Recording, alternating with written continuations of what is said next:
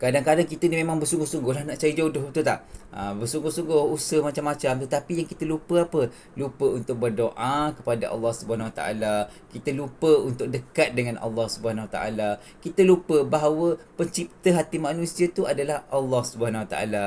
Jadi kena gandakan doa kita, banyakkan doa, dan juga carilah waktu-waktu mustajab untuk berdoa tu kan.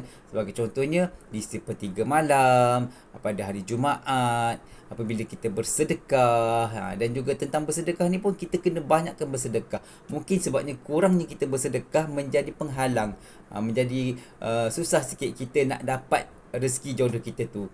Dengan kita memberi, insya-Allah kita akan menerima yang baik-baik juga selepas ni. Bila kita ada Allah dalam hati kita, mungkin kita tak minta pun Allah akan bagi yang baik-baik kepada diri kita. Jom ubah, gandakan doa, banyakkan bersedekah.